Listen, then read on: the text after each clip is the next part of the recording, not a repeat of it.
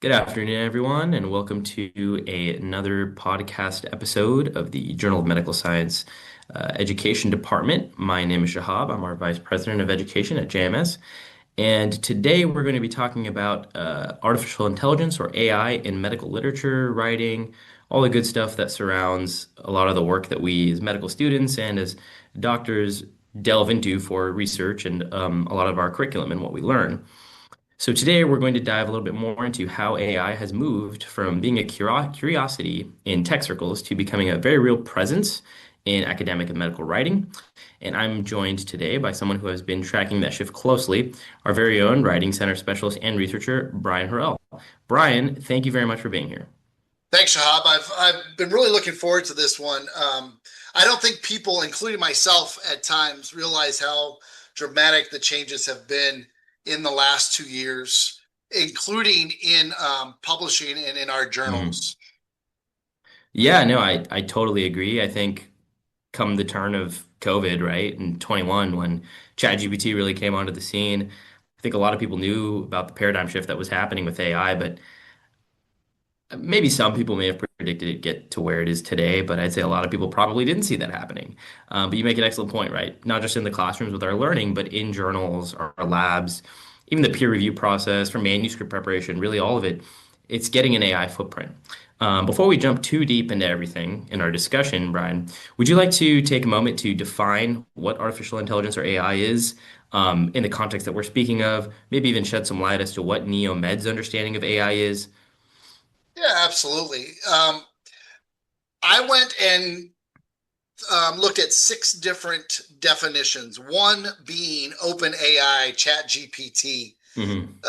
And then I also looked at the Amazon Medicine Hmm. site. I've looked at the National Library of Medicine. I've looked at the University of Michigan and Martineau, who writes a very poignant article about defining generative AI. And I also went to Merriam-Webster because the dictionary is always a great place to start. And Yeah. I put all of these definitions together and kind of wrote my own based on these six sources.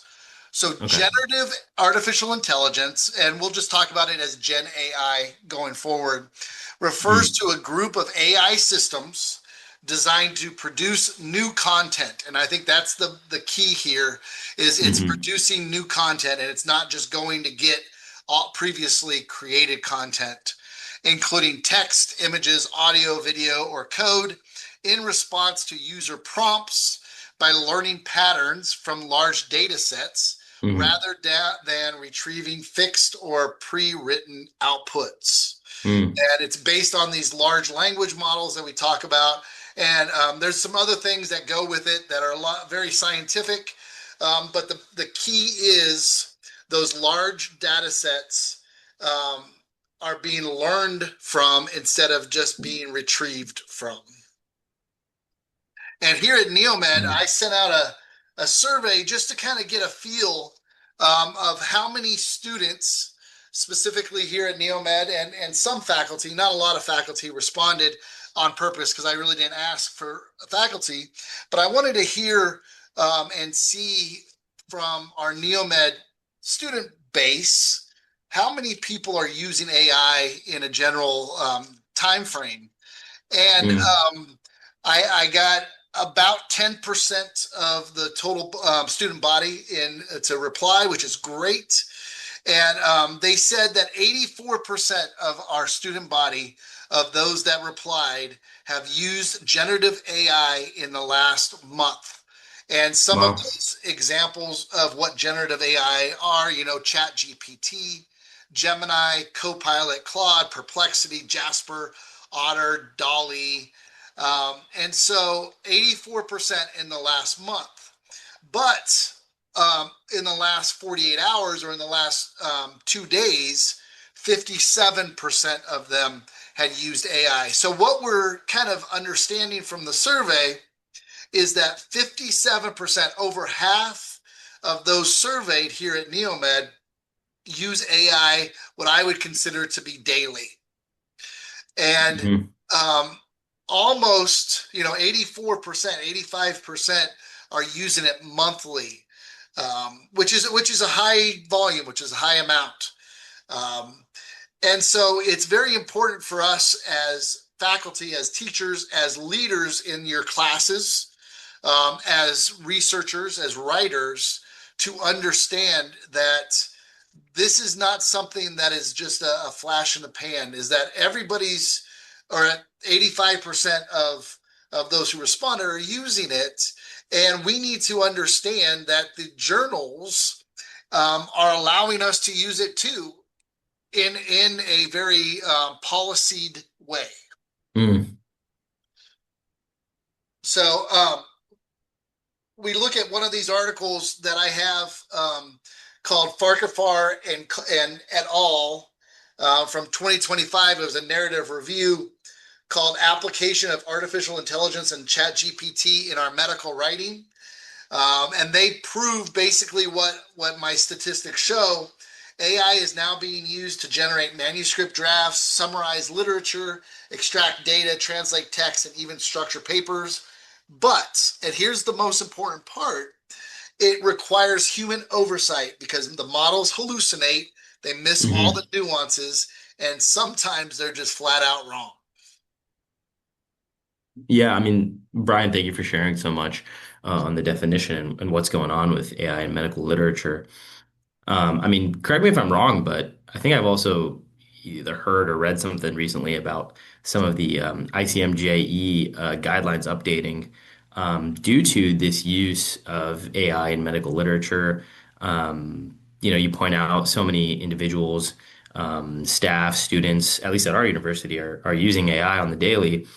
And it's a very incredible tool for learning, but it becomes quite a contentious topic in medical literature, I'd say, especially with the inefficiencies or oversight it might have on its own. Yeah, over the last 3 years, there's been a huge paradigm shift when it comes to AI. It really started with the AACP and the AAMC, both for pharmacy and for medicine, and they both Hmm. basically went away from you can never use it on anything we do to hey, you can use it, but make sure that it's your own work. And you can use it Yeah. to brainstorm. You can use it to edit. You can use it to cite things to make sure that it's done correctly. But when it's all said and done, it comes back on the author. It's that idea of authorship that we talk about all the time. What makes an author? Well, an author checks, when it's all said and done, if you Hmm. are an author on an article or a research project, you've agreed that every word, every phrase, every idea, every data set is your work and you've agreed to it. And it's the same thing here. So even if AI has edited something on a scholarly article that you're turning in, you've agreed that it's your work, that you agree to what the AI has done. Yeah, I mean, that makes total sense. I think that's where some of the responsible use of AI may come into question. I did want to kind of pivot a little bit, Brian, because we have been talking a lot about kind of the nuance with using AI. There's also plenty of arguments about how AI is making writing more accessible, right? Especially for people who might be new to scientific writing or maybe even non-native English speakers.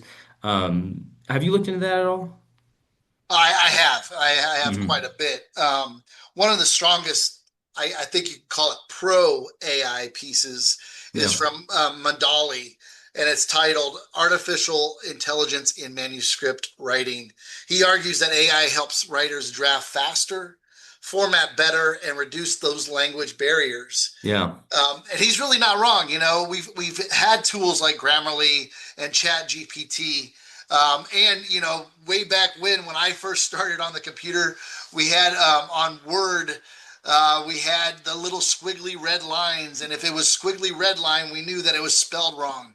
And that Right. was, I'm 50 years old now, and that was 25 years ago. And so we've had these AI abilities and tools that have helped us since.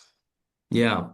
I'm happy you looked into that and bring that up. I think that's really, I mean, just from my limited experience, that to me sounds like one of the best case scenarios where AI is essentially like our virtual writing assistant, kind of like how some of like Copilot on our computers, you'll have like a virtual, AI assistant.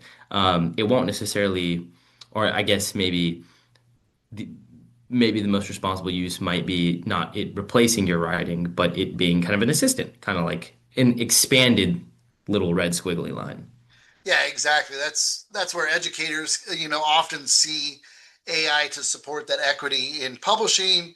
Um, it's also where English fluency has always been that barrier to publication, Yeah. especially in the United States and English journals. But AI can lower that barrier if the writer is doing the intellectual work, and that's the main idea, the intellectual Yeah. work.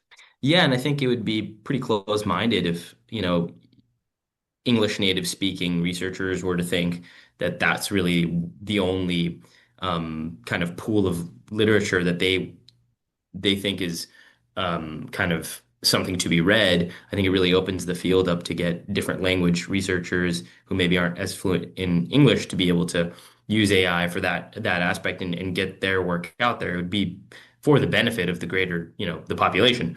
And I think that's a great point. Um, but I think we do probably also need to really heavily critique the warning case, right? The flip side, where I'm sure you've seen this as well. Some researchers argue that AI is really making us dependent, right? We're offloading a lot of thinking to the machine. We have these incredible tools at our fingertips. Some people may have even made this argument for the calculator back in the day with arithmetic. Thoughts on that? Yeah, the term cognitive offloading is being floated around a lot Mm, nowadays, where what are we cognitively offloading?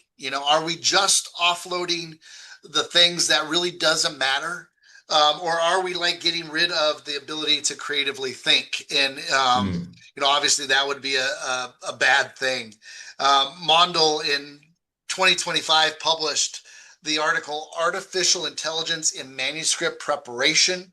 Are we becoming dependent on machines? Is it going to mm. be a time soon that we can't write without the machines. That we're Yeah. not going to be able to generate ideas, structure our arguments, or even paraphrase um, without AI machines. I hope not. Yeah.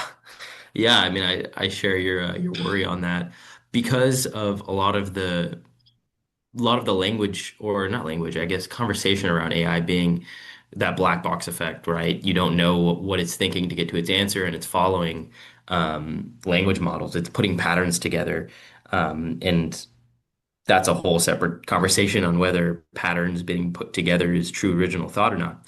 But I mean, that's definitely the part that worries me because a lot of writing is like cognitive work, and outsourcing your thinking. In some aspects, some might argue it's not really your paper anymore, right? Or it might not be your literary work anymore. Yeah, there's an article by Makul Kapoor um, called "Navigating the Impact of AI on Medical Writing," and it sets this interesting layer that we have to really think about. AI can produce text that sounds authoritative, but Hmm. contains misinformation or invented references. He literally calls it the ghostwriter problem, and he argues that AI cannot do what writers do, make judgments, weigh evidence, or create original insight.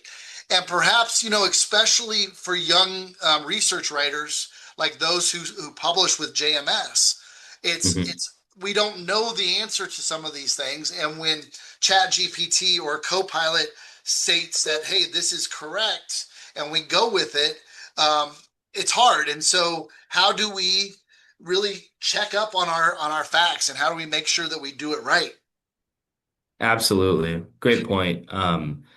I will say a good deal of, at least in my experience, medical literature and medical writing is being able to temper your conclusions. not confounding, right? Causation with correlation and making sure you understand the weight of the statement you're making with the data given. I could totally see how maybe a large language model or anything dependent on a trajectory of an outcome might be able to jump to a conclusion because it'll stay on that trajectory. But let's pivot a little bit, Brian, if that's okay with you. Absolutely. Let's bring in journal talk because I know a lot of our listeners and people involved in the JMS are really curious about what's going on with academic journals, the peer review process, generating research. As medical students, we live in that environment of, and a lot of researchers actually live in the environment of publish or perish. I'm sure you've heard of that before, but there is some nuance because AI is an incredible tool, but where is the responsibility with the policies surrounding that, especially from, academic, well-respected journals? Yeah, absolutely. For one thing, we talk about two different ideas when we're talking about publishing. We have the actual publisher and we have the peer review. And I'm actually going to start for a second with the peer review. And 78% of all of the top journals, and we're talking Elsevier, Springer Nature, Wiley, Taylor and Hmm. Francis, Sage, they have 11,000 of the top journals in just those five parent companies. Um, they ask their peer reviewers not to upload any of their the articles that they've been asked to peer review into generative AI for multiple reasons. Uh, Hmm. but it's like anything else, and Springer Nature makes a really asks people to sign off and say that don't do it because the confidentiality issues are huge there. Um, and so, what do we look at? What are the journals actually saying now? Well, like I just said, the Elseviers, the Springer Nature, the Wiley, the Taylor and Francis, and the Sage, when we're talking specifically about the author's writing, here are the policies. And literally, this has changed in the last year. I verified Hmm. this today. And so, as of today of this recording, this is true. It might not be true tomorrow because they're Yeah. changing it all the time. But um, none of those five parent companies, and we're talking 11,500 medical journals and so on and so forth, none of them allow AI to be listed as an author, but they treat them all as a tool and not a thinker or a decision maker. If you use generative AI to help write or generate content, you need to be upfront about it. You need to either cite it, or if your article has a method section, you need to indicate in your method section that you used generative AI as part of this process. That does not mean that you cannot get it published. In fact, I just published a letter to the editor in Family Medicine using artificial intelligence, right up front about it. So what these journals are just asking you to do is put it as a method. It's an additional method to our research. All five of them, all 11,000 plus journals, make it Hmm. very clear that humans are still responsible for the final product, including its accuracy, originality, the ethics behind it all, and any legal issues. AI doesn't get sued, the author does. Right. And then finally, you don't even have to disclose it when you're using it for spell check or grammar check, or how to write the sentence. That those ideas don't even need to be disclosed anymore. And so it's very much shifted where we couldn't use it at all to now it's saying, hey, if you use it for content generation, put it in the Hmm. methods. If there's Hmm. no methods, put it in the reference page. But if you use it for the other ends of life, you don't even have to say you're using it because they're anticipating and they want people to submit articles that are grammatically correct, that are Right. copyrighted or and copy edited, and use what we have to copy edit. Yeah, I mean that was a very good summary there, Brian. Thank you for doing the background research on that. Make sure we're all very well informed. Thank you for that. Absolutely. I would say just my own experience. largely echoes what you mentioned. I have seen a lot of instances where, journals ask, hey, if you did use AI, please disclose it. And they specify the generative AI. And then they also mention, like you said, right, the copy editing aspect with things like Grammarly or like your word spell check, that's not necessarily what they want you to specify. And I'm fairly certain a lot of those journals actually prohibit even uploading like a manuscript to an AI tool or something like that. Especially, I would imagine as well on the peer review side, right? Like that would look pretty detrimental too if a peer review came from an AI. Yeah, the peer review needs to be done by humans. They're very specific in you do not upload anything to AIs. On the author side, and you wanna put your own manuscript into an AI to get it spell checked or to get it grammared. Hmm. Um, that's up to you. I will say this that the only FERPA compliant um, tool that we have access to here at NEOMED is our Microsoft Copilot M365. Uh, and so if you upload your manuscript to it, it does not go out to the world. It stays inside the NEOMED structure. And so our Copilot M365 is FERPA compliant. It provides opportunities for students to use to do these grammar checks and these small these editing and these revision opportunities in our M365. If you put it into ChatGPT, it will go out into the real world. If you put it into any of these Perplexity, Claude, Yeah. it goes out into the real world. But the Copilot that we have available does not. That's very interesting, Brian. Thank you for sharing that. Actually, I didn't even know that at NeoMed we have a version of Copilot that can do that. And I would like to think that not a lot of students are going out there putting their full manuscripts into AI to copy edit, but I don't know. This is one of those things where, we kind of don't know the extent to which AI is being used. I did want to bring up a question though, with that being said. What methods are being used maybe at the academic level or at the journal level to see if people are using AI and not disclosing that? Is that kind of an area of problematic area or something that's a topic of discussion right now in the field that you've been aware of? Yeah. So here at NeoMed, JMS has a subscription to Authenticate.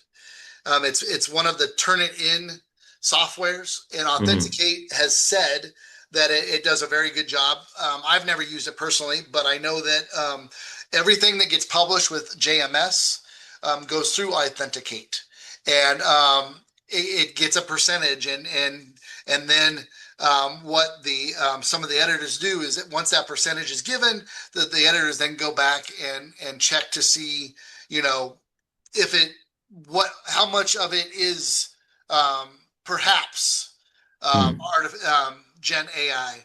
I will say this from a scholar who that's me who has been um, around Gen AI for the full 3 years that it's been here. Mm. Um, I can't tell the difference if you told me that you did not use Gen AI, I could not prove it.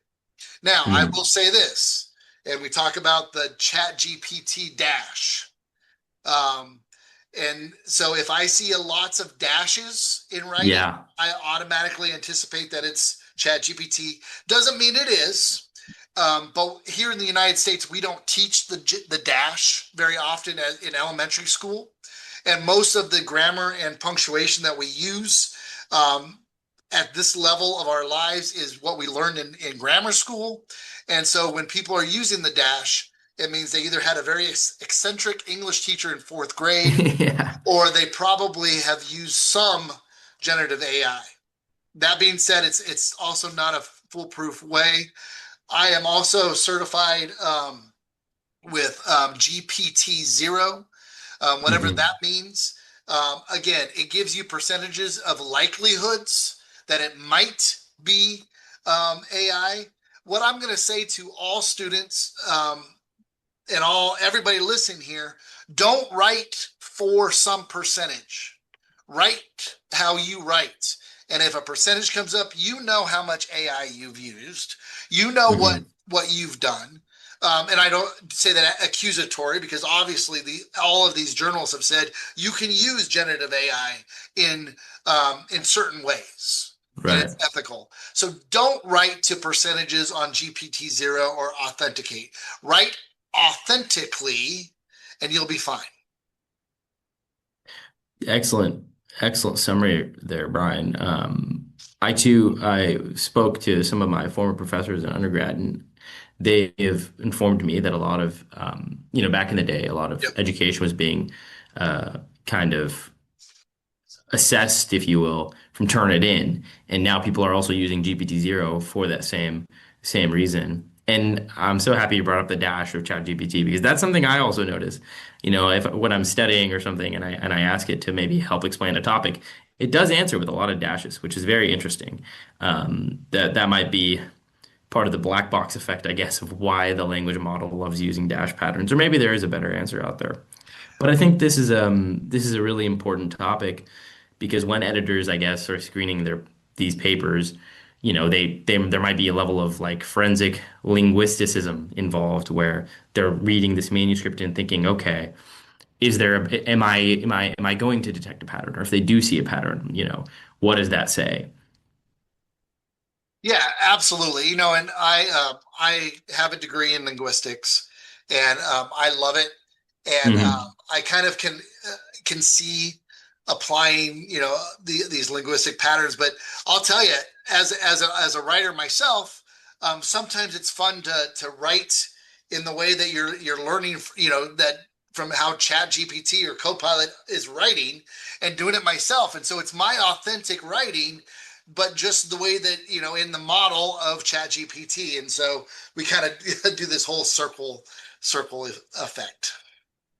Yeah, it comes full circle.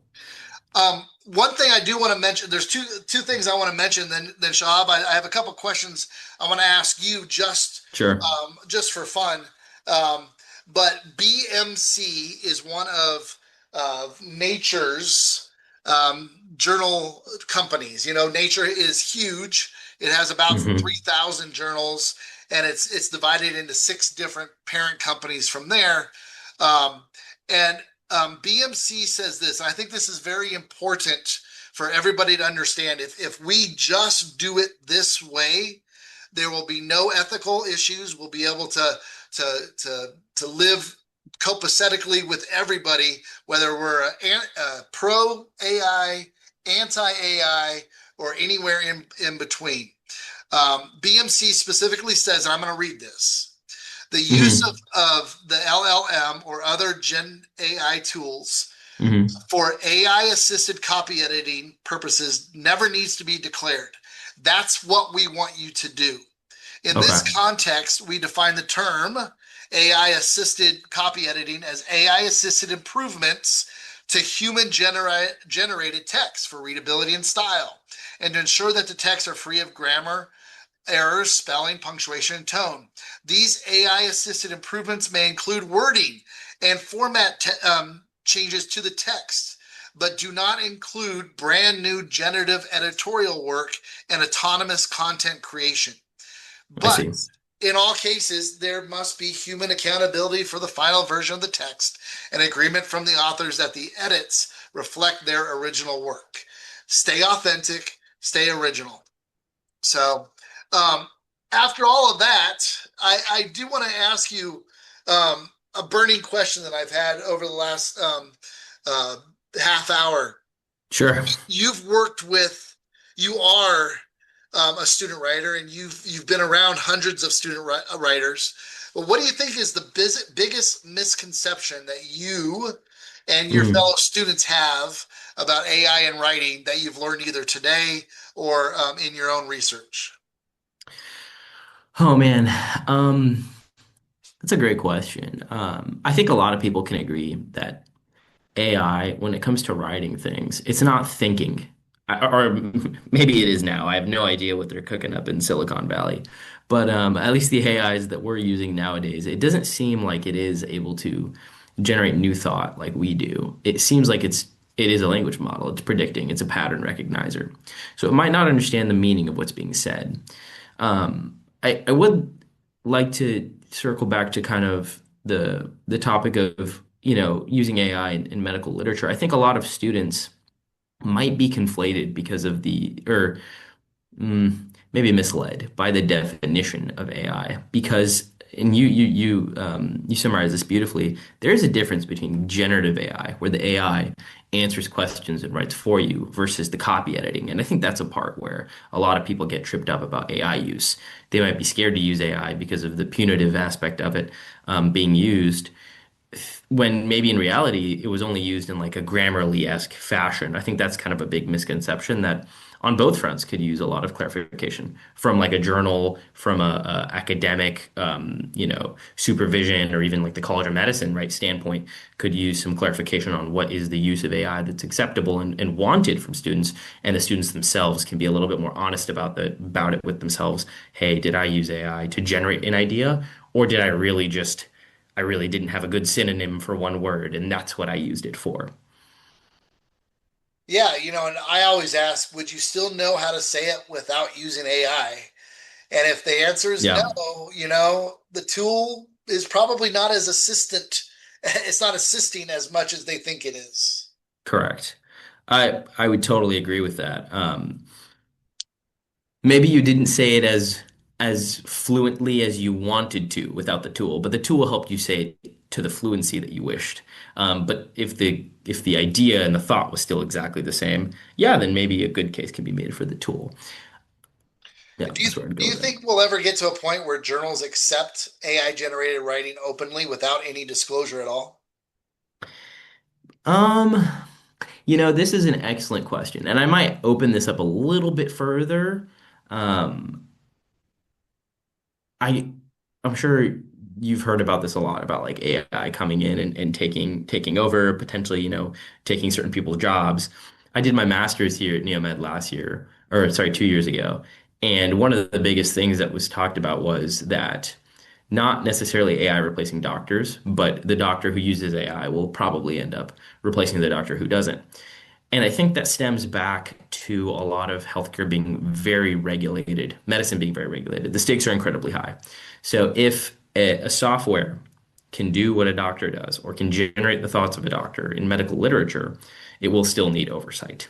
I think really the only time we'll ever see AI taking over any aspect in medicine, it would probably this is just my guess from my understanding throughout the years, it would probably have to go through like Congress or something really big.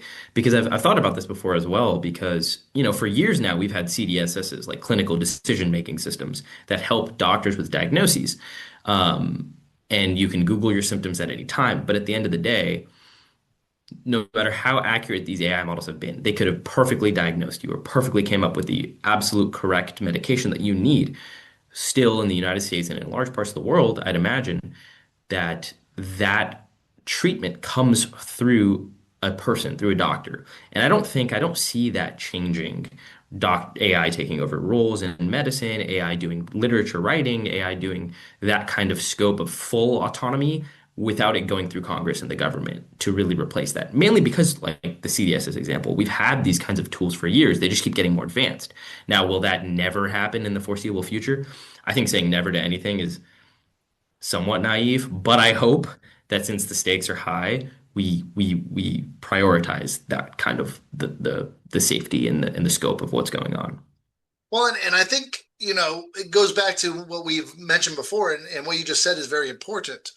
When we use AI and we don't know anything about the topic, or we're not an expert in the topic, we Yeah, have to assume that AI is right, or even if we check it to see is it correct.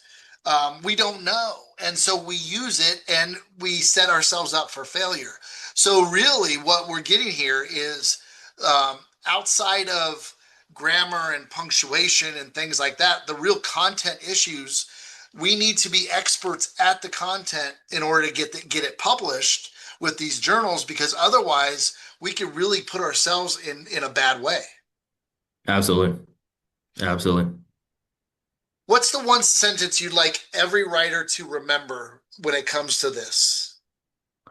Um, it might be hard to narrow it down to just one sentence. We've talked Yeah, about a lot of things today. You've been a terrific conduit of AI information, Brian. We really appreciate you. And we're very happy to have you at NEOMED. thank you. I Um, appreciate it. yeah, of course. Um, I can speak from my experience. I think AI is a very powerful accelerator. It can help you think quicker. It can help you formulate a way to express your thought, not formulate your thought for you. You have to have that thought in your mind, and you have to be able to express it enough, right? Typing it out into the chat box for the AI to understand what you're saying, and then maybe help you refine from a kind of a copy edit perspective. But it can't replace what you do and what you came up with and what you generated. It can, but then it's not your work anymore, in my opinion. So I guess AI can accelerate, it can't replace. How about that for one sentence? That's great. I agree completely. I think AI is, specifically generative AI, Hmm. is here to stay. It's funny because in that survey that I sent out this week, as we're talking about this, one Yeah. of the responses had a comment to it, and it said, "I don't use AI in my medical education, but I do use AI to find recipes." And I think that's a great way to Nice. think about it. You don't use AI to learn how to critically think, but you can use AI to figure out how to make a chocolate chip cookie. And I'm gonna guess it's gonna make a really good cookie. I'm just guessing.